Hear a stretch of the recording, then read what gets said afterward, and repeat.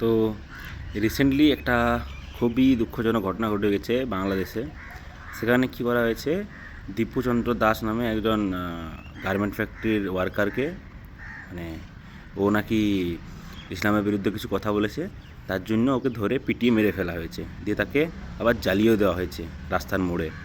তো ব্যাপারটা হচ্ছে যে এইসব ঘটনা বাংলাদেশে প্রতিনিয়ত ঘটেই চলেছে। এই জিনিসটা হচ্ছে যে তারা এটা করছে কারণ তাদের এটা ব্যক্তিগত কিছু শত্রুতা ছিল, তবুও এটাকে মানে সাম্প্রদায়িক রূপ দেওয়া হচ্ছে। নিউজ চ্যানেলগুলো বা যারা এসব করে বেড়ায় তারা এটাকে একেবারে কমিউনালভাবে তুলে ধরছে। কিন্তু আসল ঘটনাটা কী, ব্যাপার হচ্ছে যে ওই দীপুচন্দ্র দাস সে একজন গার্মেন্ট ফ্যাক্টরিতে কাজ করতো। এবারে তার প্রমোশন হওয়ার কথা ছিল, তো সেই প্রমোশনের ক্ষেত্রে তার কম্পিটিটর ছিল 3 জন মুসলিম। এবার ওদের তার উপরে শত্রুতা ছিল বা হিংসা ছিল বলতে পারা যায়। এবারে বাংলাদেশের সিচুয়েশান এমন হয়েছে যে যদি কাউকে আপনার খারাপ লাগে বা কাউকে আপনার পছন্দ না হয়, তাহলে আর এবং যদি সে হিন্দু হয় বা মানে সংখ্যালঘু এদের মধ্যে যদি আসে, তাহলে তার নামে এটা বলে দাও যে সে ইসলামের ব্যাপারে কিছু খারাপ বলেছে, তাহলেই তাকে লোকজন এসে মেরে দেবে। এরকম টাইপের একটা ব্যাপার হয়েছে। এটা হয়েছে বিশেষ করে ফেসবুক, ইনস্টাগ্রাম, এসব সোশ্যাল মিডিয়া যবে থেকে এসেছে তারা এরকম করে চলেছে। কিন্তু বেশিরভাগ জিনিসগুলো হাইলাইট হয়নি, এটা হাইলাইট হয়েছে। তো ব্যাপার হচ্ছে যে এটা অ্যাকচুয়ালি কতটা মানে বাজে। তার সমসাময়িক আরেকটা ঘটনা ঘটেছে বাংলাদেশে, যে বাংলাদেশে ওসমান হাদি নামের একজন নেতা ছিল।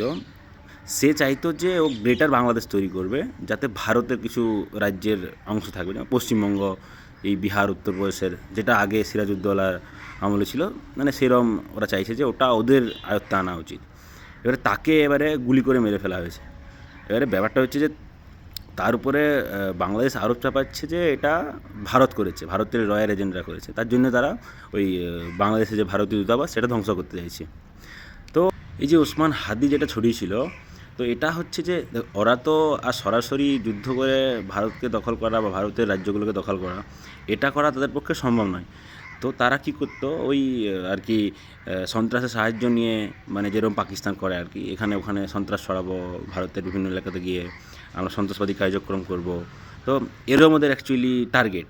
তো এটা ওরা ওপেনলি বলছিল, যেটা একেবারেই খুব বাজে। এবারে আপনি বলবেন যে তাহলে এত কিছু যখন ঘটছে, তো ভারত সরকার চুপ কেন?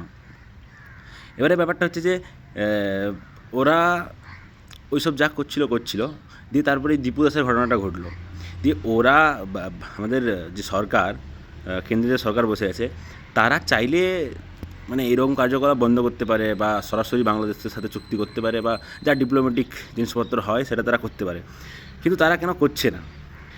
এবারে ব্যাপারটা হচ্ছে যে আমাদের সরকার কি চায়, যে যদি এরম হিন্দু মুসলিম বিদ্বেষ ছড়াচ্ছে, তাহলে সেই বিদ্বেষ থেকে আমাদের আরও কিছু ভোট ব্যাঙ্ক বাড়বে পশ্চিমবঙ্গে।